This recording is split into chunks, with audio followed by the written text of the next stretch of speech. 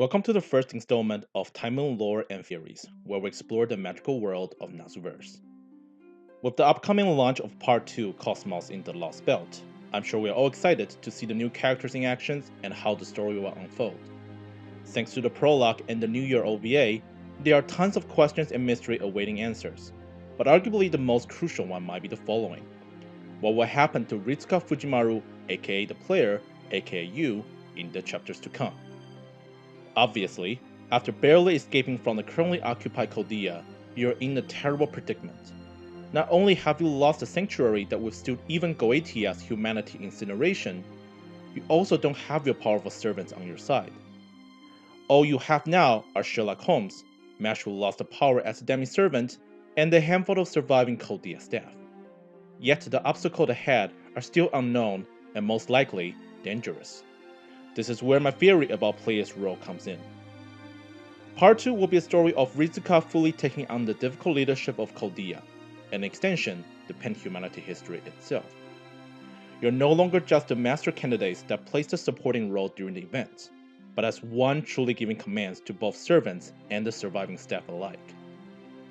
I don't think it is coincidence how the story has been aggressively removing Chaldea director after director since the very beginning. Starting from Malisbury, who funded Chaldea itself, Oluga, Romani, and Da Vinci all faced tragic ends as though it was some sort of curse. And even Godov Musik was just a pawn manipulated by the enemy and was quickly removed from office.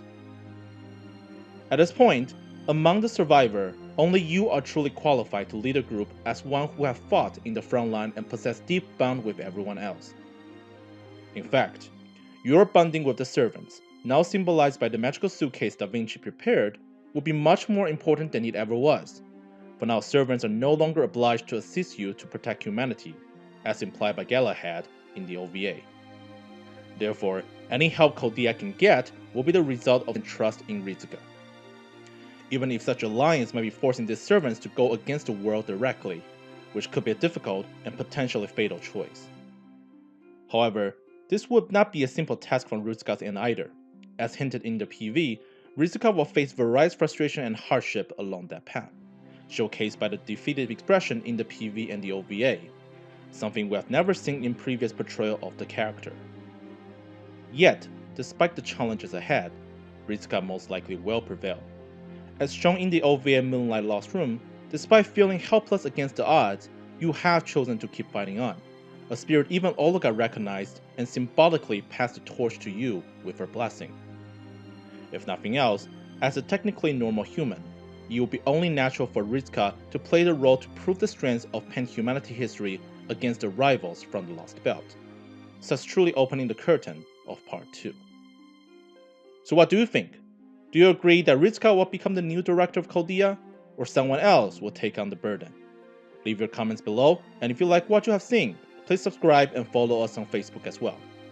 Thank you.